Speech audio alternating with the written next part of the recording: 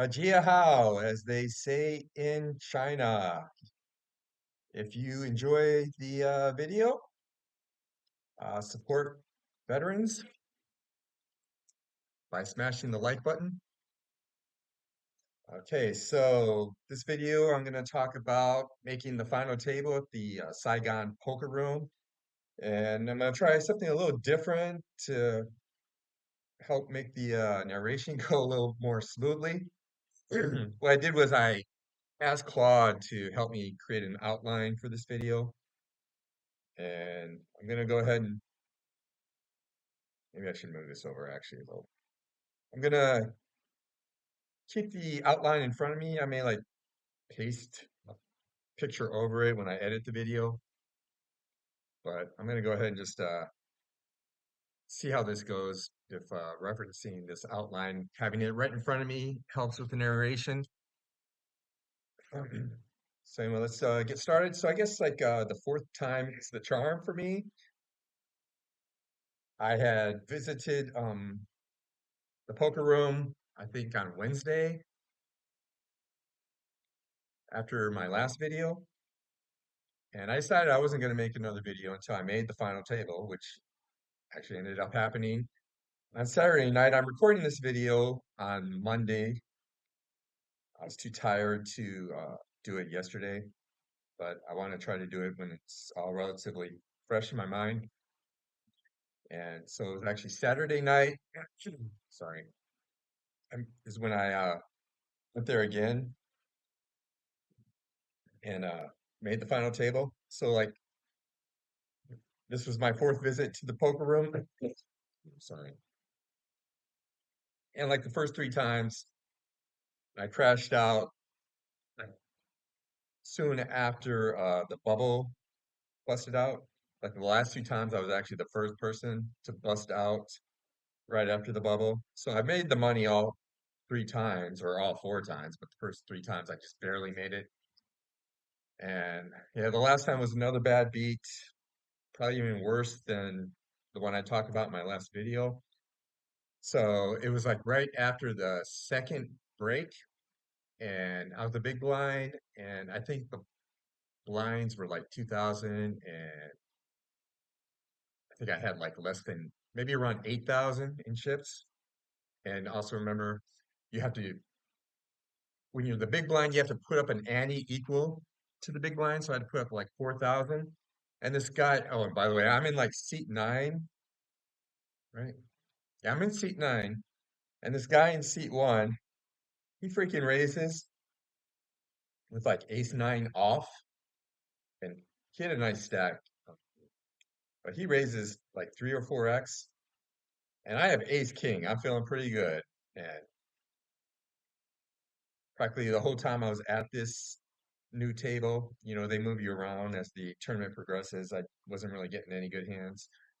And actually that whole night, the last two nights, I should cover this. I'll cover this later, but I got ace king, so I'm feeling pretty good. You know, I call, put all my chips in, I flip my cards over, we flip our cards over, and I see his ace eight. I'm feeling real good. I'm just like, come on, no whammies, no whammies, no whammies. Inside my head. I actually said that out loud on Saturday night.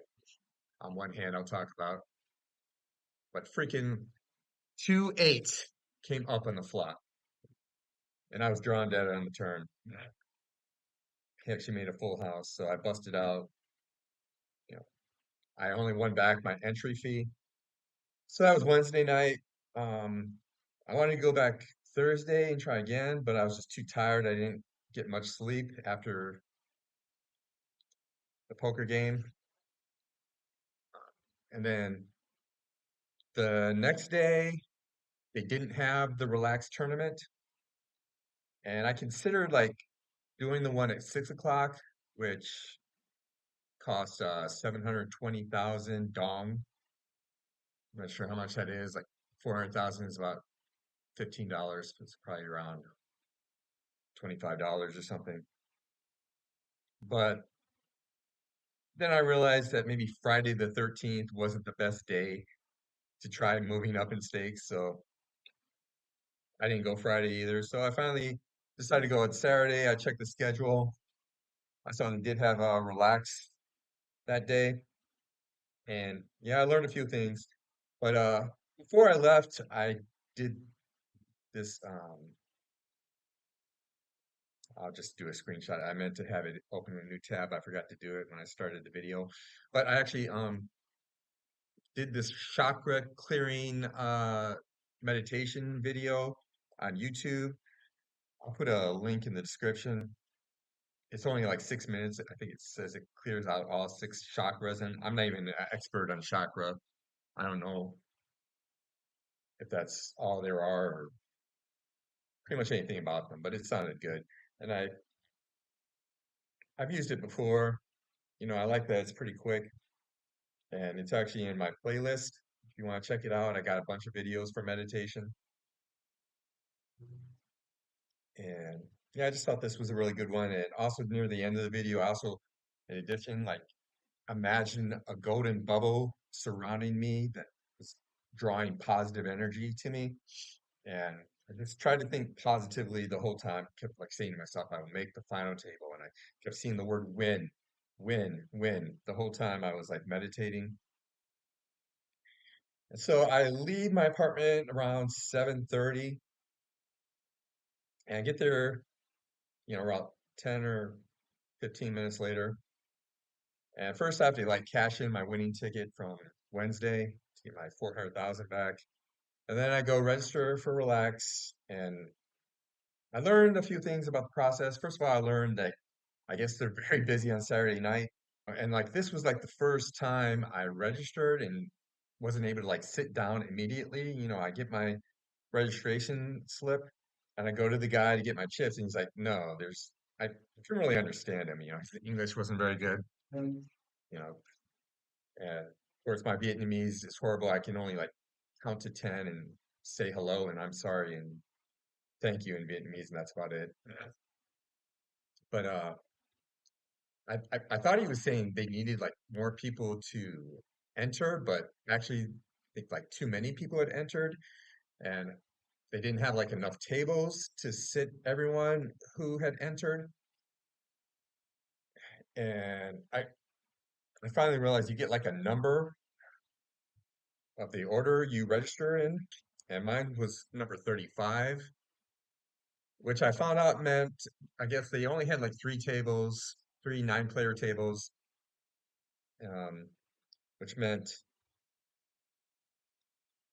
basically I had to wait for like eight people to bust out before I could sit down or until they got like another table free, which wasn't gonna look like it was happening anytime soon.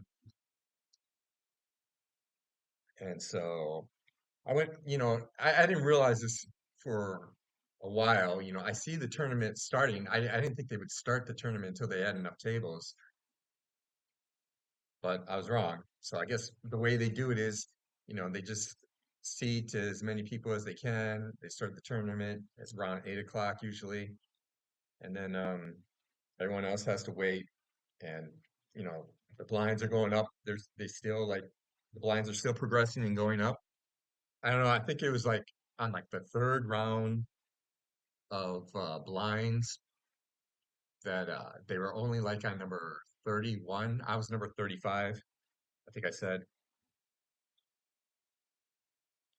But I noticed that there's like an empty seat at table nine. It was actually seat nine at table nine, and like no one was claiming the seat.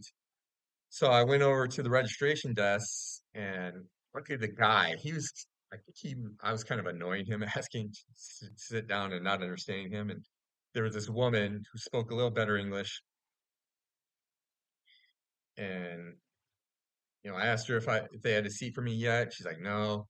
I was like, well, there's an empty seat at table nine. She's like, yeah, but it's not for you. But then she had second thoughts.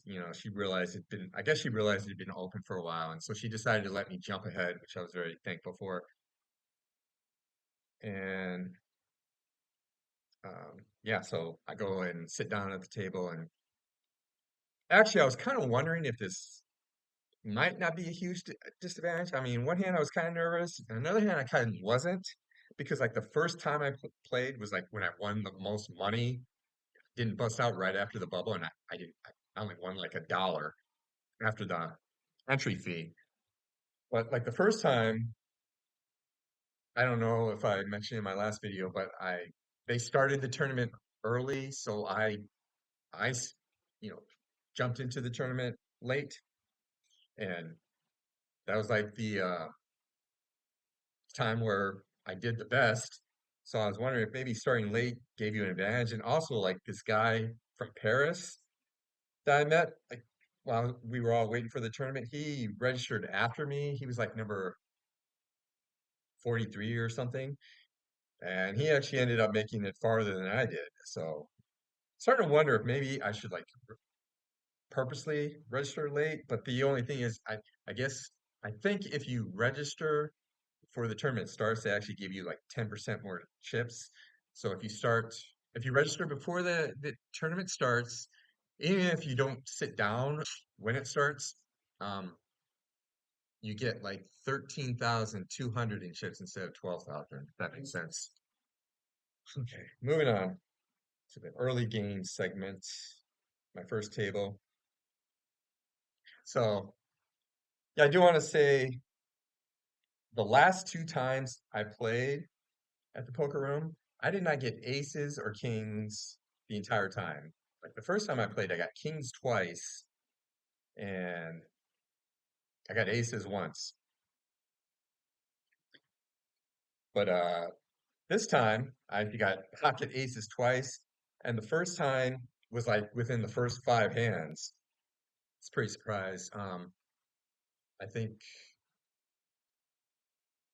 I was maybe uh, two or three places away from the button, and I don't remember all of the action totally. Yeah, it was a long night, it was after midnight. It started a little after 8. I mean, I got there before 8 p.m. It was after midnight by the time I finished. So, I mean, it's probably going to be a long video, but I promise you, it's very interesting. And also, I have a bonus tip at the end of the video. I'll try to remember to give everyone. You might want to stick around for that. Again, like and subscribe, support veterans. But anyway, yeah, so I have pocket aces. The guy to my right, he raises to 2000. I don't remember what happened before then, but the guy to my right raises to 2000. And I remember I didn't really like this guy. There's several guys at the table that were annoying me with their aggressive gameplay, but this guy was one of them. I could tell, I was pretty sure he was bluffing a lot. Like if anyone would check, it seemed like he would bet, post flop. And like one time he did that post flop and then he folded on the river. So I was pretty sure he was like betting, playing really aggressively. So I thought he might have been doing that there. So I didn't want to raise too much. And then the guy like in seat one, he was kind of doing the same thing. He was playing aggressively a lot. And uh, the second time I got aces was against him, and that's a pretty good story as well. But and then there was this Chinese guy. I think he was in seat three. This older Chinese guy with glasses. He also annoyed me at first, but me and him had a really interesting interaction throughout the night and ended up kind of bonding at the end of the night. And he actually, well, I won't spoil it, but there's a really, really good end to his arc, or his arc is very, very interesting for this video. The Chinese guy, I found out his name was Benny. Yeah. But anyway, yeah, he was playing very aggressively as well, and kind of annoying me at first. But I ended up really liking him. But anyway, back to this. So I think it folds back to the guy to my right, and he goes all in. I immediately call. He flips over pocket queens. I fold over pocket aces, and I'm feeling pretty good. I'm thinking maybe the meditation worked and the go to bubbles working. I'm like, yeah, just please no queens or anything, no bad beats. It was only like the fifth hand of the tournament, or at least for me, my fifth hand or something like that. And I don't remember the entire board exactly, but I remember the flop was Jack, Jack, Jack. So we both have a full house, but I have a better full house. And I was actually, if a Jack comes, that's it, it's over. If Jack or Ace comes, it's over. But the turn in the river were both bricks, and I don't remember. I think pretty sure he had me covered. He didn't bust out right at that moment, but he was low on chips after that. Busted out pretty soon afterwards. Okay, I'm gonna move on. I think this outline's a little odd border at first, but yeah. So I'm gonna talk about. I got aces again, like right before the first break.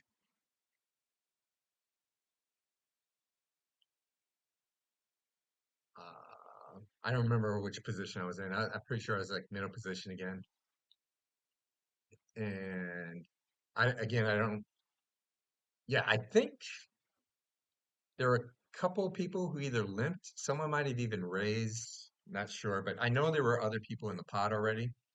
And this time I raised 4,500. And then the guy in seat nine that I talked about before that was being kind of aggressive, overly aggressive, that's kind of annoying me. He goes all in. I'm like, cool. He probably has like a pocket pair or ace king. I'm hoping he has a pocket pair because that really makes me a strong favorite. And then it just folds back to me. And then I'm like, I call, and then like the dealer, she keeps um